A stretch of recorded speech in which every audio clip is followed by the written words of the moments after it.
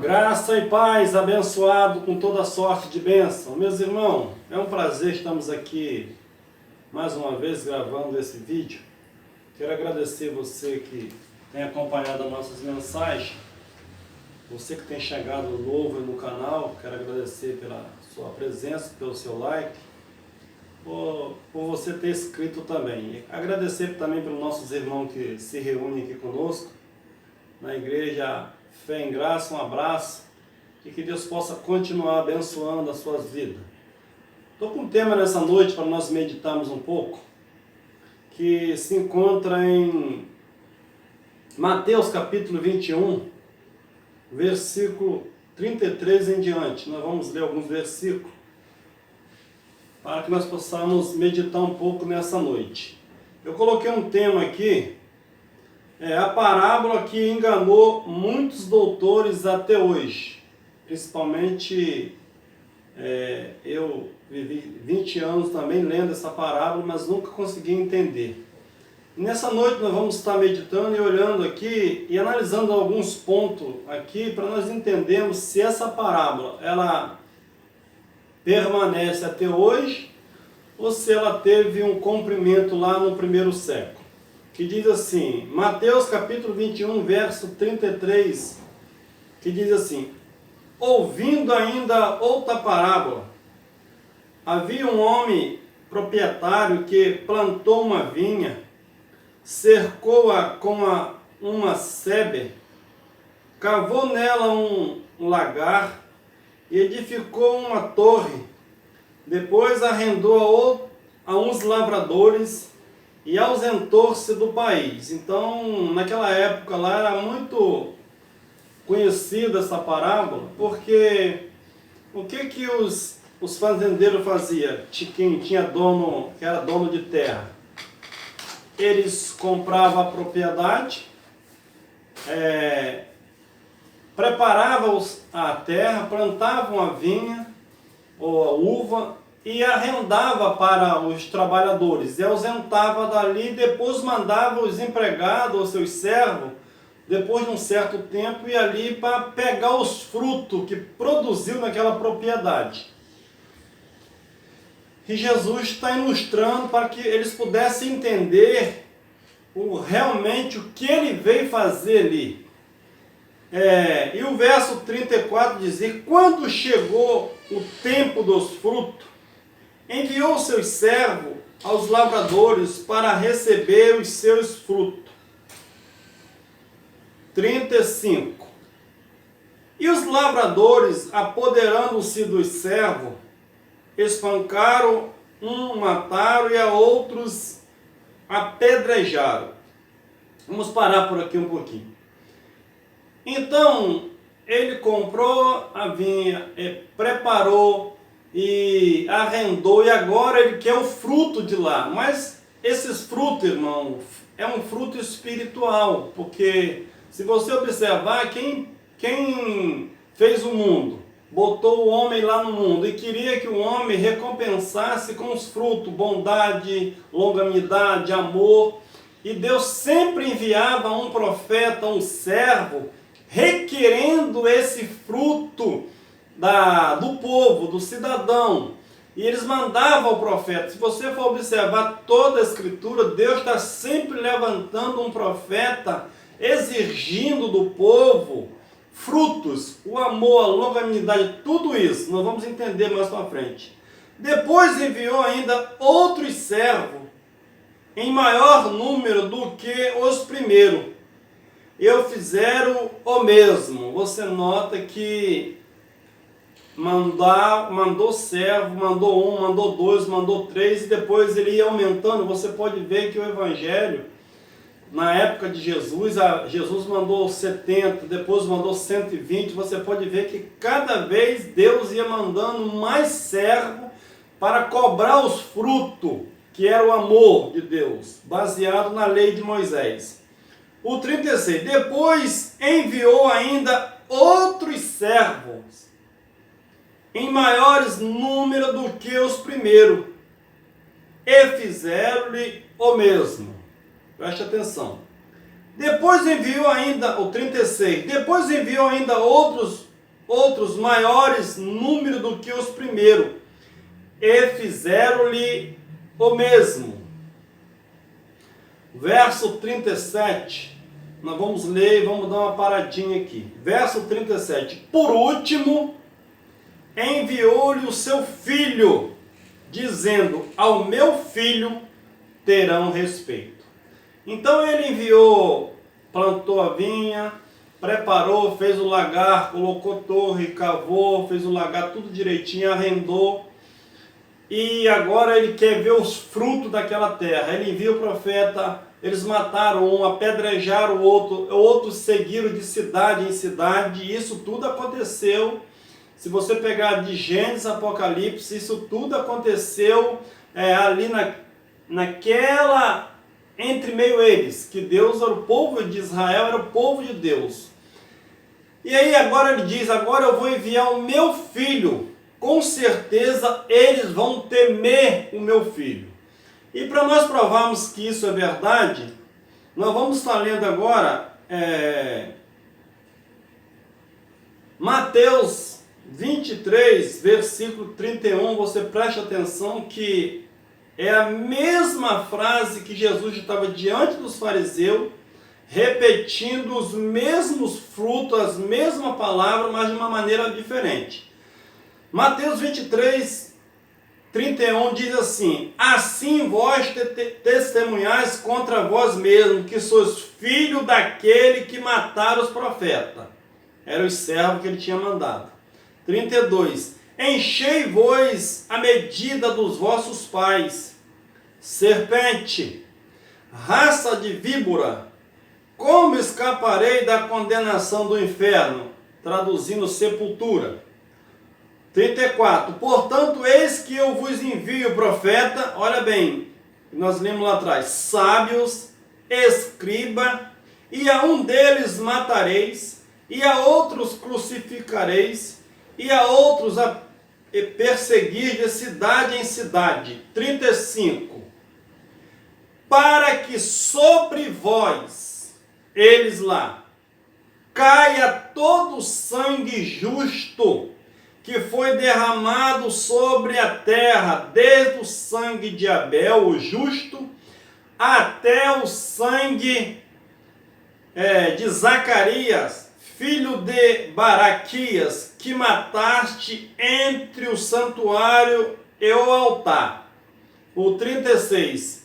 Em verdade vos digo que todas essas coisas hão de vir sobre esta geração. Então você entende que Jesus estava diante dos fariseus, ele estava dizendo que eles matavam os profetas, matavam os servos, e eles nunca se arrependeram. Estava ali diante do Filho do Homem, estava querendo matar ele também. E aí Jesus diz, olha, em verdade eu vos digo que tudo isso vai vir sobre esta geração. Agora nós vamos voltar para onde nós paramos lá. No verso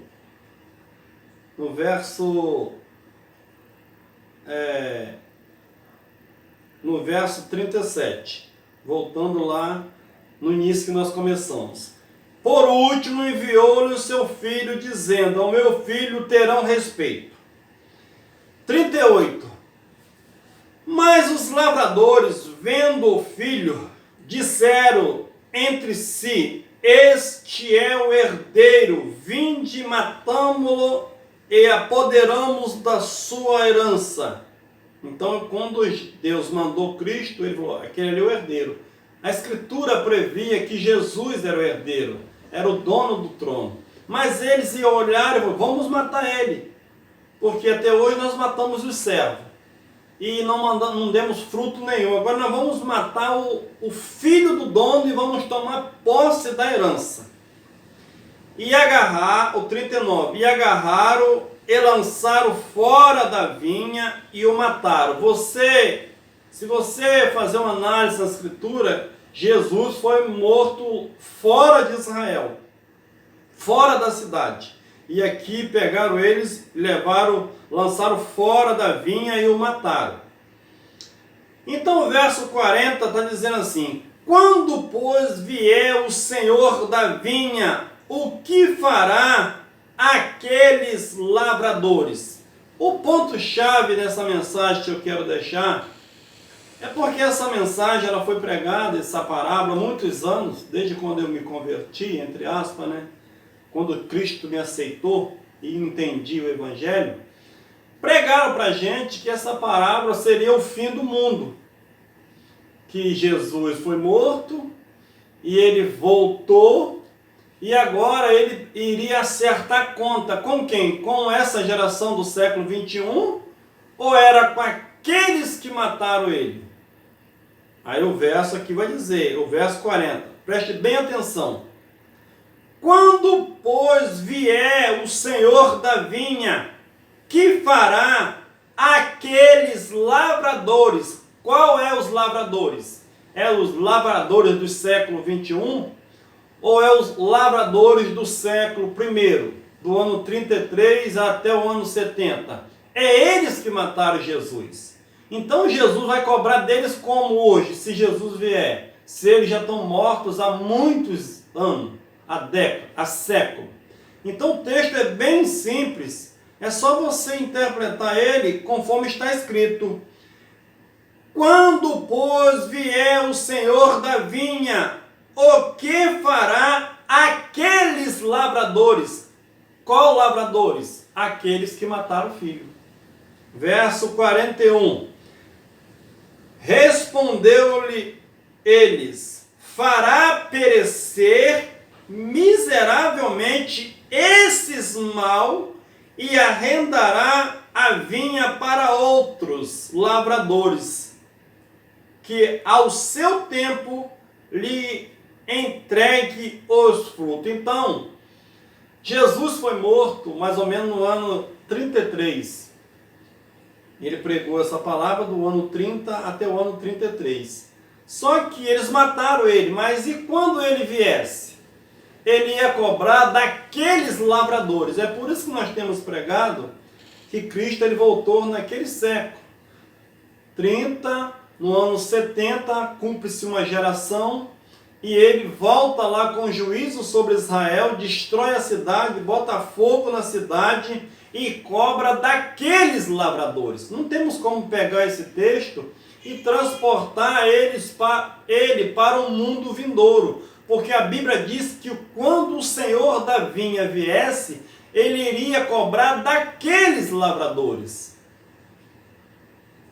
E aí se cumpre o que a Bíblia diz, quando o Senhor da vinha vier, o que fará aqueles lavradores? Irmão, a palavra-chave é essa. Quando o Senhor viria, ele ia cobrar de quem?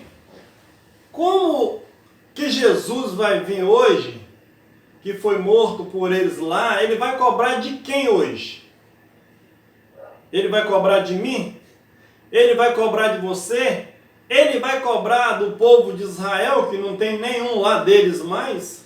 Na realidade, Israel hoje é uma nação comum igual às outras, porque a Bíblia diz que não há extinção de pessoa, não há grego, não há judeu, não há gentio, todos somos um povo só.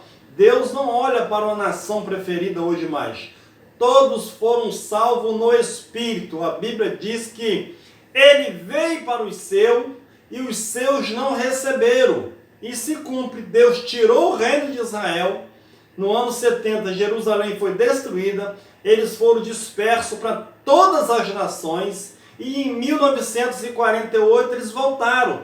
Voltaram e foi constituída a nação pelo voto ainda de um brasileiro. Que o nome dele se não me falha a memória, Oswaldo Aranha. 51 nação, 101 nação reuniu ali para votar para que Israel se tornasse nação novamente. E o voto de um brasileiro constituiu nação conforme as outras. Mas para com Deus não existe nação preferida. A Bíblia diz que Deus encerrou a todos debaixo do pecado para usar de misericórdia para com todos.